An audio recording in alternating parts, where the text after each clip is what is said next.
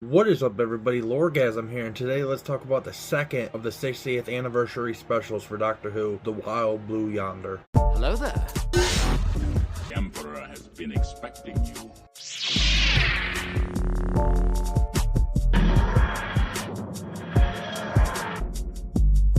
Ooh, buddy. Was this a crazy episode? Definitely giving me The Thing and Pennywise, like, mixed together. Those vibes.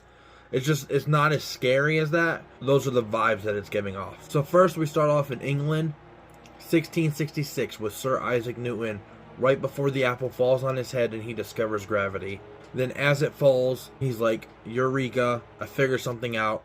TARDIS crashes into a tree, and then the Doctor comes out and he asks Sir Isaac Newton what year they are, like where they're at, what year it is, so we can triangulate, so we can figure out the navigation system for the TARDIS. He's like, you're in England, 1666, and the Doctor's like, are you Sir Isaac Newton? And he's like, sir, and he's like, oh yeah, spoilers. Donna makes a gravity joke, saying only he would understand the gravity of the situation. Donna and the Doctor jump back into the TARDIS, they take off, and we get a naming joke kind of in the same way as the Children in Need special, Destination Skaro with the Dalek, Khalid, all, you know, Lekid, I think he said one, whatever. And we get it for gravity, schmavity, and then he went with mavity, which Donna then proceeds to use for the rest of the episode, which means it's called mavity now in the Doctor Who universe on Earth. It's called Mavity. Then the theme begins and it's growing on me. I love the visuals. I like seeing all like the holes in the time vortex. Really cool. The TARDIS then crashes into a room in a ship in the same exact way as Destination Skaro. Donna and the Doctor jump out of the TARDIS as flames are exploding out of it. She had Taco Bell last night, I'll tell you that. And then an old war song called Wild Blue Yonder plays, which obviously is where the episode got its name from. The Doctor checks the TARDIS and he's very disappointed because this was a brand new interior, and I feel it. We just got this interior. It's already destroyed. Are they gonna get a new one? We'll find out. He jimmies open the keyhole with a screwdriver and then shoves his sonic screwdriver into it to put it in self-regenerate mode. We see the little light turn blue on top after a minute, and while they wait, they decide that they're gonna go explore the ship. So they open the door, and then there's a pillar as soon as the door opens. Honestly, I thought they were inside another TARDIS, which they've said in the past that it's impossible, but then they've done it in the past too. It's a little weird, but there's like a pillar there, and it looked like a center console for a TARDIS. They walk out, and then it was just a long, bright corridor. Now, the CG on the ship, it does not look the best at first. You get used to it as you watch it more, but I feel like it's too bright, and it looks a little off. It looks like they're on a CG set. I don't think they used the volume. Disney probably should have let them use the volume, because everything that was in the volume looked like great for Star Wars, so I feel like the volume definitely would have enhanced this episode. And if they were in the volume, then they probably just need to adjust a few things for the CG, because I think it was just too bright. They start heading down the corridor when we, the audience, actually starts getting the feeling that somebody's watching them. They don't get that feeling, but by the camera angles we're getting, where it looks like somebody's looking at them through like a little hole, so we're getting the feeling that somebody's watching them, so it's giving us like an ominous feeling for that. The Doctor and Donna talk about how hot Sir Isaac Newton is, and the Doctor is like, oh, this is how I am now? And then Donna's like, well, yeah, you've always been a little, you know, I mean, it's a little true. Like, when he wasn't being like serious, he's very flamboyant. It works, even though the Doctor has leaned more towards liking the female persuasion. You know, he's always been a little down for anything, it seems. Maybe not as much as Jack Harkness, but I don't know. You know, there's a lot of adventures we haven't seen. Doctor could have been doing other stuff. We know he has a lot of different wives. At that point, we hear the TARDIS start dematerializing with the Sonic still in it. So I actually like that, because that means the Doctor has no hacks this episode. No overpowered Sonic. They run back to the room as the TARDIS is finalizing its dematerialization, and they just see a dent in the wall, and then they start to bicker at each other about whose fault it was that this happened. The Doctor's for wanting to explore, or Donna's for spilling the coffee, which we all know who the real blame is here, Donna. She starts freaking out, and the Doctor tells her, like, I'm gonna get you home. The TARDIS took off because of the HADS mechanism, which stands for Hostile Action Displacement System, which I think we've seen before, where like danger was around and then the TARDIS just takes off. I don't remember which episode we saw that in, but we have seen that happen. But the doctor says they turned it off because they couldn't land nowhere then. It's dangerous everywhere, which I mean, like, true, he's always getting into trouble. And I think he said that at one point he was waiting like 3 years to land somewhere. And then Donna points out, oh, that means there's danger nearby. They head back out to the corridor and get a nice little car out of the ground from a floor storage unit. They just press a button and it comes up. I was kind of getting Austin Powers vibes, right? A bright corridor and then just driving a car. I don't know why. I was thinking Austin Powers when that happened. They hear an alien over the loudspeaker and it says a weird word and then all the walls change. Donna's like, what are they saying? And he's like, I don't know. She's like, but you know, like, every language. And he's like, I know 57,205 different languages, but not this one. So they don't know what's happening. As they drive down the corridor, they find what they were looking at, a robot. And the doctor says it's like a rudimentary robot and it's just moving so slow. So they're not getting any help out of it. So they continue down and they find the cockpit. The doctor plays with the computers at the captain's chair and then he figures out the alien numbering system. He sees that there's no signs of life anywhere on the ship and all the power is down, and for some reason the airlock was open 3 years ago and then closed immediately. So it's all just like, what's going on here? He finds a drone that he's able to like send out to see where they're at. They see that they're in space, but there's nothing, there's no stars or anything, and the doctor realizes that they are at the edge of the universe on a ship that fell through a wormhole. He explains that if they took their ship in one direction, it would take them 100 trillion years just to get back to Earth. As the doctor's looking out of the window of the ship, he is amazed because he's actually never been this far out of the universe. At that moment, we hear a loud clang. The doctor and Donna rush out of the room back into the corridor to see if there's anything there, which at that very moment, we hear another alien word and then the walls all change again. He looks around to try to find a room to get the power back running, and then him and Donna go into a room where she has to move these. It looks like, if you've ever seen like a room that has a bunch of like memory storage for computers and stuff, it looks like one of those. She has to take like these things and put them in another one, and they have like goo on them, and Donna's like, is that dangerous? And the doctor's like, I don't think so, and then licks it. Why are you licking random things, doctor? This is not a thing you're supposed to do. He's like, no, it's fine. And then he fakes like choking and tricks Donna. Dick move. Very funny though. So he leaves her behind in that room to move all these little like things, and then he's going to another room where there's like water tubes and he's gonna adjust them to try to get the power running again. As Donna's working, she gets cold and then the doctor walks back in. She starts venting to him about never being able to return home or see her family, and then they talk about Wilf. But then we cut over back to the water room and then the doctor gets cold and Donna walks in and comes talk to him. What's going on? He talks about what the TARDIS is going through right now, like what adventures it's on. It's gonna land somewhere and then some civilization's gonna rise up around it and praise it, and then they're gonna build skyscrapers, and then everything's gonna collapse and it's still just gonna be sitting there repairing itself. Like, he kind of hopes that it comes back soon because that's literally all he has left in the world.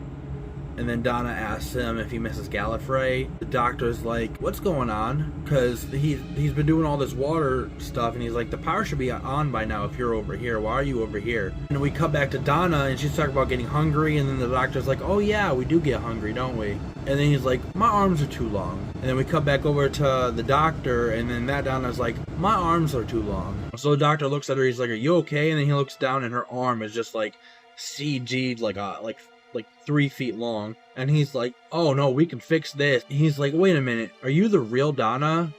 Well, she's not. And he starts calling Donna's name, and Donna's like, wait a minute, you're not the doctor. So then they all run out and they meet each other back in the cockpit. The mimics say they come from nothing and they are not things, which I watch the show with the subtitles on. I watch all shows with subtitles, and in the subtitles it actually has not dash things. So I think they're called not things. Not sure. I'm going to probably go back and forth between calling them mimics, not things, and then fake. I wonder if these aliens are related to the alien from Midnight, because that alien mimicked and it changed face. I don't remember how it changed face, but I remember it was changing faces. So I just wonder if there's like any relation between them. Just something that was popping into my head. The doctor and Donna take off down the corridor while they're being chased by these two, and as they run on all fours, they start to grow. They grab like the little car that the doctor and Donna are on, and Donna starts hitting the doctor's hand. The fake doctor's face starts to get all like grow and get bulgy, and they're just looking crazy. This was definitely giving me Pennywise vibes, especially like when he grows and gets big and starts running after everybody. The creatures then get too big and they get tangled within each other and stuck, and we get a nice little Venom movie reference right here. And the Doctor realizes that the monsters convert the heat into energy, and that's how they're getting so big. The Doctor tries to talk to them, but then they start to shrink a little bit, and then they growl at him. So him and Donna find a ladder on the side of the wall, and they try to get up the wall. And at that moment, we hear the alien speak over the loudspeaker again. And then all the walls change. The Doctor actually, on the wall he's on, gets flipped into the wall where there's like a little smaller dark corridor. Donna then gets slid down 2 floors down from the Doctor. She ends up in her own dark corridor. I kind of wish that this corridor area was like the whole ship. Dark, it's small, it's cramped, it's scary. If they would have kept this instead of having that big bright corridor, this episode would have been way more suspenseful, way more scary. I just feel like this would have just increased the episode by so much. The Doctor and Donna run into each other again, but both are unsure about the other, so they both start saying things to try to prove to the other that they are real. Donna asks where she was born, and the Doctor gets it wrong, and he says he never knew to begin with, so that's not fair. And then he takes off his tie and throws it on the ground, saying that these things wouldn't know the difference between clothes and skin. Donna asks where he's from, and the Doctor says everyone knows he's from Gallifrey, he just spoke it like 5 minutes ago. And she's like, no, that's not true. And he's like, how do you know that? No one should know that, not even Donna, so how do you know that? And she says that when she was the Doctor, Donna, she saw all 15 years of everything that he went through, including Flux, which he gets very defensive about, regretting destroying half the universe. Donna then melts into the ground because it's not her. The Doctor's tie disappears and Donna questions it, and he's like, oh yeah, things still exist when they're not a part of you. And then he got like on all fours backwards and starts crawling at her like it's the Ring. Oh yeah, both of these conversations, they happen in 2 different places. So I know I kind of like threw them just together, but they were happening 2 separate places. The Doctor with Donna and Donna with the Doctor. This really gives off John Carpenter's The Thing vibes, I swear.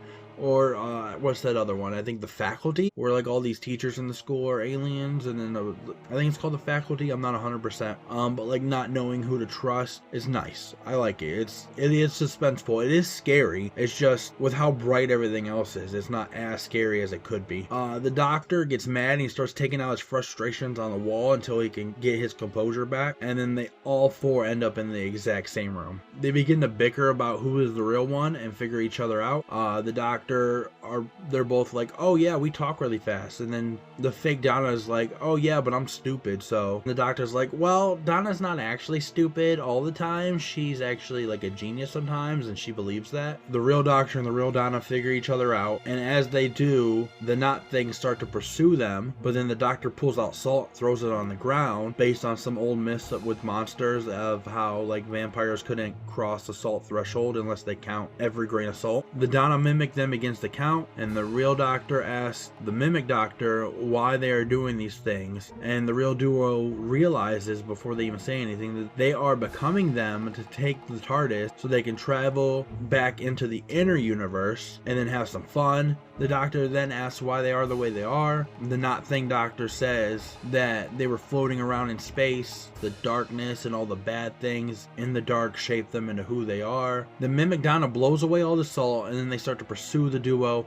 and then they start growing like 30 Days of Night vampire teeth, just a bunch of sharp teeth. The overhead alien voice speaks again, and the wall that the real duo were standing against spins, and they think they're out of it, but it's a whole fake out and it spins a whole 360, and then they take off running. And it was so funny because then the other 2 were walking out and they heard them and they turn back around and start chasing them. They make it back to the cockpit, and then they lock the other 2 out between a glass door. Donna then starts questioning why the Not things are even pursuing them, like why not just go sit in a corner and then like marinate and become who they're trying to be. And then the Doctor figures out they need fast thinking reading, because that's how they're learning, is they're reading the minds of the people. So the faster they think, the more they can read, which means the faster they could turn back into the faster they could turn into the people they're trying to turn into. So him and Donna were like, okay, let's just stop thinking altogether. And then this kind of gave me like Pennywise vibes, because Pennywise feeds on the fear, and they're kind of like feeding off the mind, even though they're not like feeding, because they feed off the heat, but they're feeding off like the mind to learn from them, which is like really cool. So the Doctor and Donna stop thinking completely. They start bickering a little bit. The mimics actually start to provoke the Doctor into solving the mystery of the ship, of like why the walls are changing, why there's clanging, what the overhead voice is. And of course the Doctor falls for it, because he can't resist the mystery. He opens the moon roof to see a dead horse skull, I think it is. So it must have been like a horse alien race, I don't know. But it was wearing a spacesuit and it was just floating outside the ship. And then that's what the clanging was, because the tie that was to it was like banging against the ship. He deduces it was the captain and calls out the Not Things for not knowing. He saw that the fake Doctor Not Thing had a face. And he's like, well, I know my own face, and that's the face of somebody who doesn't know what is going on. He says, you don't know why the captain was out there.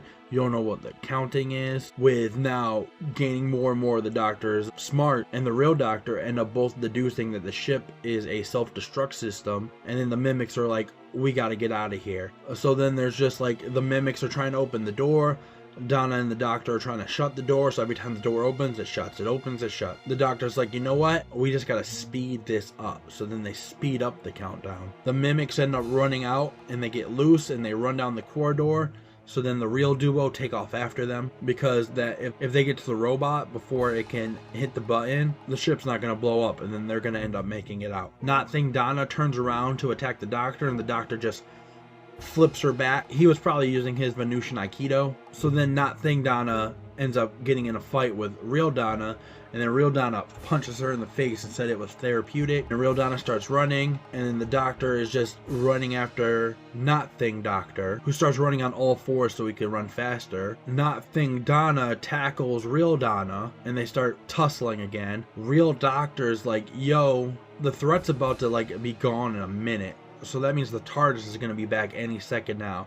And of course, as soon as he says it, boom, TARDIS lands. He jumps in. He starts skating with it, which kind of gave me like Back to the Future with the hoverboard. That's what I was getting from that. That looked just like that. So then he makes it over to the Donnas. He grabs one of them, and then the other Donna starts freaking out. She's like, why are you leaving me on the ship? And they dematerialize out. The ship starts to explode. Fake Doctor is presumably dead. This Donna starts crying because she's devastated that she's gonna die. Real Doctor's on the ship, and then he realizes, he's like, wait, you're not real. Goes back to save the real Donna. Uses the TARDIS's new feature, I think it's a new feature, where there's like a ramp in front of the door, and he lifts it up and she flies out the door. Real Donna jumps in, dematerializes out. They hug each other by the console as the rest of the ship blows up and kills Fake Donna. Presumably kills Fake Donna. We cut to a little time after, I'm assuming gave them time to clean up. And the Doctor walks out of a room, he puts a jacket on, and he talks about how that Donna was a 99.9% accurate copy. And the only thing was her wrist was slightly too large. He says he was a little concerned that he provoked a superstition at the edge of the universe where all things are possible, and he had a weird feeling about it, and then he was just like over it. So I'm assuming either next episode is going to explain it, or we're not going to see it for like another season or two. He asked Donna if she has any memory of the 15 years like the Mimic did, and she says no. That's like looking into a furnace. She asked him what happened, which he replies, a lot. Which is so true. So much happened to him. You got the ponds. You got his, what was it, million-year lockup. You got all the stuff with Clara. You got the Bill Potts. All the Cybermen crap. Missy. The Master. Seeing the first Doctor. Everything. There was just a bunch of crazy stuff. Flux. Timeless Child. It was all crazy. They land back where they took off from. But it's like a day or so later. So then, as soon as they walk out of the ship, we see Wilf! Finally, Wilf is back. Bernard Cribbins is back, baby. He is so happy to see Donna and the Doctor, saying that he knew they would come back just in time to save the day. And then we see explosions happening. We see people fighting in the streets. We see a plane crashing down. Doctor's like, let's get in the TARDIS. So all three run in the TARDIS, and then end of episode. Woo! nobody. That was a suspenseful episode. Such fun. I do wish it was a little darker throughout the episode. That would have helped a little more with the suspense and the scariness. I love the Doctor not having his sonic screwdriver in this, especially because of its upgrades. There was no hacks, just the Doctor and the Dano with their wits versus an alien entity that can mimic them. Now let's talk about those. The not things or mimics or whatever they're called. It's such a cool concept. I really like them. I kind of do hope we get more of something like that, but who knows. I really do feel like they're related to the Midnight Entity somehow, which we still know almost nothing about. So it would be really cool if there was like some connection, like maybe it's like a cousin species or something, or somehow related. And I like how there are still things in the universe, or at the edge of the universe that is, that the Doctor doesn't know about. Like, yes, the Doctor is probably the smartest person in the universe, but it's still nice to see that there's like new things that can happen to him. The whole concept was cool. The CG could have definitely used a darker set. I'll help it out because some of it looked a little goofy, especially like with the giant hand or the mouth dropping. But all in all, it was cool. It was like I really like the concept of all of it. I love the Thing vibes. I love the Pennywise vibes. It was all cool. And the fact that they can read minds is just crazy, especially like a Doctor's mind or read Donna's mind and then have the memories that she can't even access herself from the Metacrisis stuff because her mind won't process it, but the alien mind, because it was so vast, it can process it. It's crazy. The Mavity Gravity joke was fun the first time. It was fun the second time. Like the third time or the fourth time, it kind of got old. I do love how Donna wasn't just the dumb sidekick in this. I know she can be really ditzy and goofy, but I love how like the Doctor's trying to like ponder all like the heavy questions of it, and then she's looking at like the obvious questions, and it really shows the difference between them about how he's book smart and she is street smart. I'm happy that when the TARDIS regenerated, it stayed the same. I mean, like, it's David Tennant's, and that's how 10 was. It stayed the same, so makes sense. I really love this interior. And I'm sure they didn't want to build a whole new set, so I was sure that they weren't going to change it, but you never know. With that Disney money, they could have built a whole nother set, even though they only used it for one scene. We got Wilf back, baby, just sitting there in his wheelchair waiting. I know in real life he dies around this point. He actually looked really good. I thought he was going to be looking a lot worse based on the fact that he does die in real life. I was surprised. He looks really good. I'm just happy he's back. He's such a kind and lovely man. I wish we could get more and more of him. I'm sad. I feel like we didn't get enough of him. And now I'm excited for next week. We get to see Celestial Toymaker. We get to see what he's up to. We get to see what all the chaos happening is about. And we get to get more Wilf. And that's all I care about. I would definitely give this episode an 8 out of 10. I loved it. It was fun. It was suspenseful. Could have got a 9, but the CG and how bright everything was, it didn't help with the suspense. It could have been better. Just darken it. Just darken it. That's all that you need. Just darken it all. It would have been more suspenseful, more scary. The power was supposed to be out, yet it was still bright lights everywhere. If we would have got darker, it would have got a 9. But that's my review. Thank you for watching. Please like, comment, subscribe, and I will catch you guys next time. Peace.